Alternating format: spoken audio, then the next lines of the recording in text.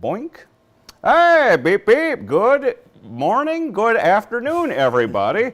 I'm Matt Rasmussen here. This is the host of Monday Mornings with Matt, Movie Mondays with Matt, also morning show director, aka the King of Halloween as well. And I have a very special guest here today, everybody. Why don't you tell everybody who you are? My name is Michael Baldwin, and I do a bunch of things here at Northern News now. He's kind of a big deal. He's sugarcoating it. This guy's kind of got a lot of power. He's a big deal over here. But I think the most important thing is you're a big movie buff as well. I am a big movie buff. I love movies. I love going to them. I love being a part of the whole process. So, I definitely have my certain type of movies that I like. But I'm interested in hearing your perspective on so many different things. Oh man, there's so much. Well, obviously I like the spooky stuff. You do. You don't get called the King of Halloween if you like romantic comedies. So I've always liked the spooky stuff, and that's where I lean into. And I've been hosting the annual Halloween specials here since 2017. It's cool to have this fun little outlet to be able to talk more about kind of just whatever stuff in the area. Also and a big Rob Zombie fan. Oh, huge Rob Zombie fan, yes. I bet you've seen all the Jasons and the Friday the 13th, all that kind of stuff. There's a prequel coming out, right, about his mom? Yes. Okay. It's Crystal Lake, the television series. Crystal Lake. Okay, all right. And so that's exciting because I don't know if you heard about the whole the Friday the 13th lawsuit that was going on. Let me just double check a thing. Okay, we're good.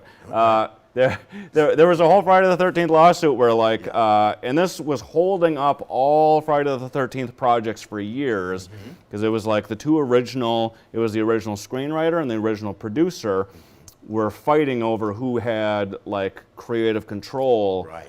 over the original script, yeah. And so that went on for way too long, and they had to stop making Friday the 13th merchandise, and there was a movie that they were thinking about doing that they had to put on hold, and I believe that's been scrapped now. And anyway, it was a sad time for Friday the 13th fans. But now, as of this year, they've released the first piece of Jason content since 2009.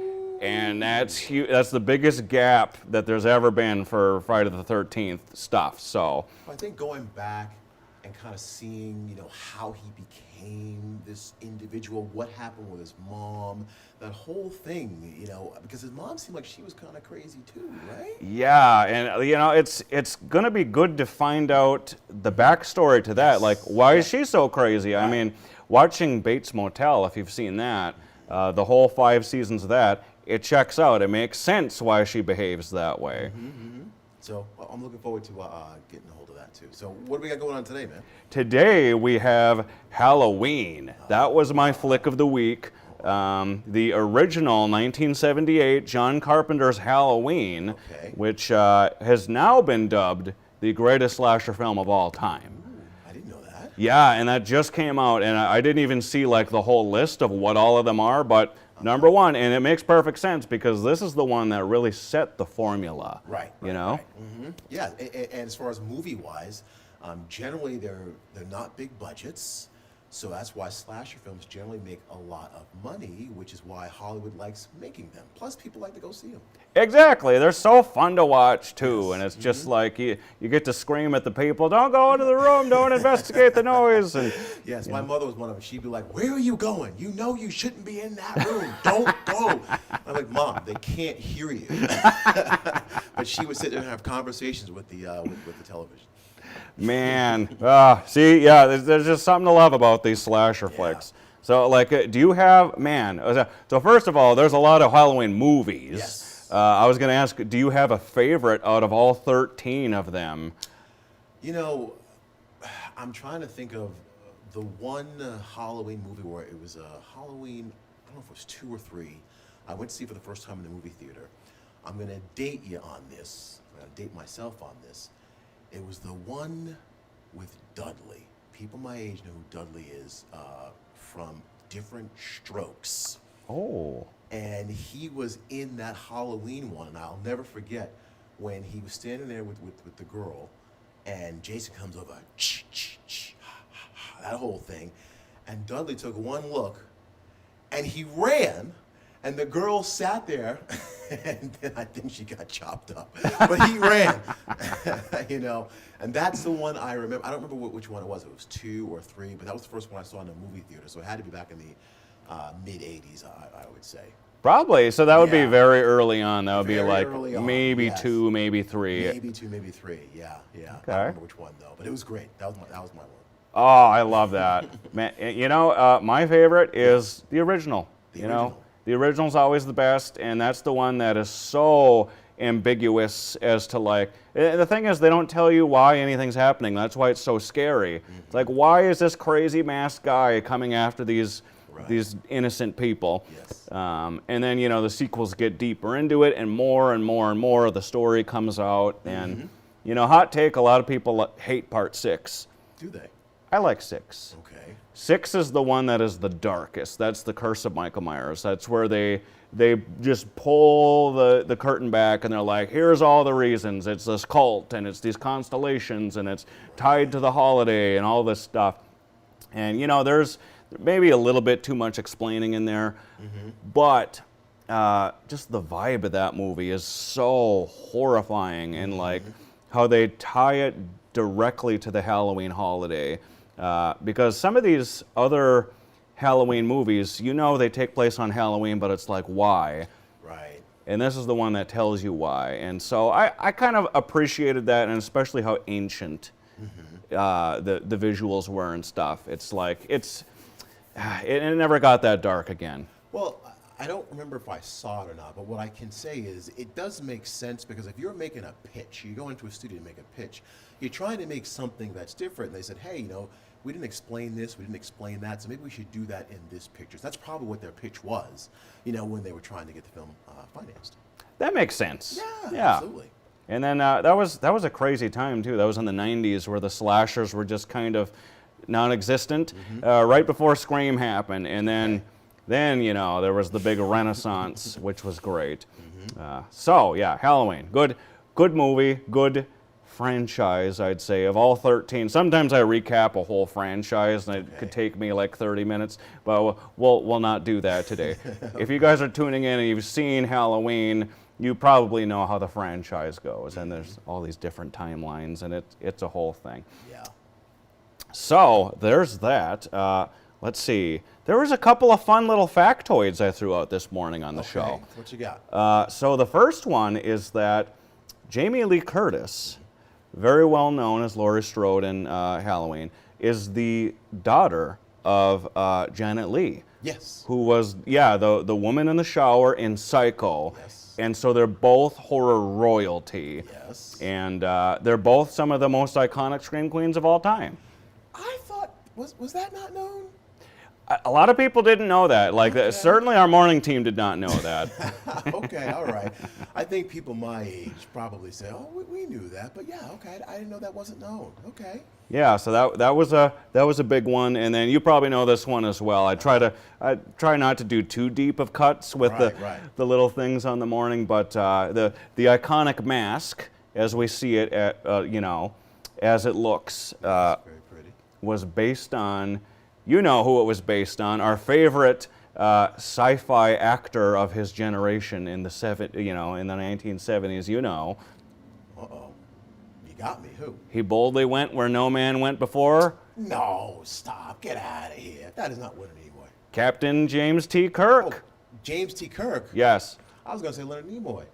Oh, I guess I was doing the Nimoy thing. did there the wasn't it? right, Yeah, that right. was the I thought it was Nimoy Leonard thing. Nimoy, Doesn't you know? Kirk do that too, or am I wrong? No, Kirk doesn't do that. That's Spock, right? Okay, all right. Prosper, right? Yeah, Spock. Live long and the needs of the many, the needs of the one, something like I that. think he said the needs of the few outweigh the needs of the many. Whatever. Yeah. Like that. Whatever it is. Whatever it is. Yeah. Okay. So this is that's Captain Kirk? Mm-hmm. And I had an actual picture I showed this morning of what the mask looked like. It was fleshy toned. And they erased all the features on it and just made it plain white, and then they colored in, kind of the eye lines and stuff, and they wanted it to look as blank as possible, and that was the goal, and they did it. That's actually a really cool factoid. You know, when you go to the Hollywood, when you go to the parties this weekend, you know, or the festivities, bring it up. Yeah, maybe maybe you'll score some points with some people that that didn't know. So there is that. Okay. Let's see. Was there anything else you wanted to talk about? Anything about the Halloween franchise or any Halloween plans you have coming up? No, this is my first Halloween in Duluth, so I'll be interested in seeing all the the kids going around in the outfits and all that kind of stuff. So I'm just looking forward to it, just enjoying the day. Yes, it'll be a great year. Like there's and the big thing, the big announcement I wanted to make for everybody.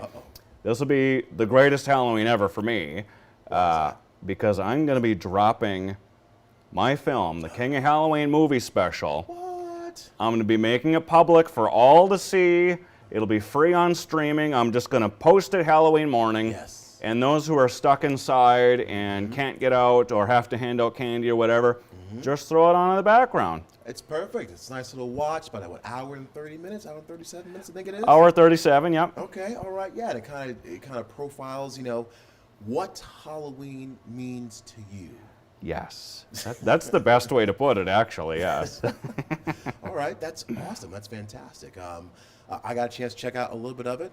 It was definitely very, very interesting, and I like the way you put it together with all the images and the video of some of the things that I grew up watching all the time. It's really good stuff. Thank you, Michael. I appreciate that. I think people are going to find it a very good watch. The nostalgia is going to bring you back to, all those favorite, movies that you watched. Yeah, and the nostalgia's the thing. I was like, I really yes. want to cue in on that, even if you can't relate to how this guy grew up and did these things. At least you're seeing the exact timeline of the stuff that was happening at the same time. So there's something to relate to. Tell a story with you and your brother and how you guys were involved in Halloween and just how much it meant to you guys. Yes, man. It's a good watch. I appreciate that, Michael. Yes. Well, that is that. I think we covered about everything we needed to cover today. Okay. Unless there's anything else you want to throw out there. Well, you said that you wanted to go over the movie. Oh, we could go over the box office real quick. What happened at the box office? I didn't even see what happened. Let's do that while we got the time here. All right. So here is the box office. I'll have to turn your mic up once we get to here. And in 3, 2, 1, joink. Okay. And there we go. Mics are up. Tron. Okay. So first, Tron Ares fell 3 spots to 5th place, earning $4.9 million. Followed by Springsteen, Deliver Me From Nowhere, which debuted in 4th place with $9.1 million. I know that was a huge deal in the area here. Third, Colleen Hoover's Regretting You, opened in 3rd place, taking in $12.9 million. Not too bad. And I love McKenna Grace. She's in the new Ghostbusters movies. She's really starting to elevate herself in Hollywood right now. She is. She's the next it girl, clearly. Mm-hmm. Next, this one you're seeing Black Phone 2. I'm very excited for this. I'm planning to see this either tomorrow or next week. Black Phone 1 was amazing, but anyway, Black Phone 2 fell to 2nd place, adding $13 million to his 10-day domestic total of $49 million. And lastly, this one you're seeing, the anime adventure Chainsaw Man the movie. It's number 1, debuting with $17.3 million. So, is that the YouTuber guy that made that movie? I think so. Yeah, I think the guy's like a YouTube channel, and then he went and he made that movie. And the fact that it's number 1, that's a pretty big deal for a person on YouTube, right? Yeah, I think so. Good, yay on them. It just shows, going to go back to camera, joink. Yeah. It just shows that you don't need an endless budget or a studio system or millions of dollars to make something that people connect with. Right, you don't need the big studio machine, if you will. He had his fans. I'm sure he probably got help from them. But the fact that a YouTuber is able to do that is pretty impressive. He beat out Springsteen. Yeah, I didn't expect that at all. I thought Springsteen number 1, no question. Yes. Well, because people were talking about potentially, who's it? Alan White, what's his name? Yeah, Jeremy Allen White with Oscar buzz there. Oscar buzz, yeah, him competing, with some of the other folks they're talking about.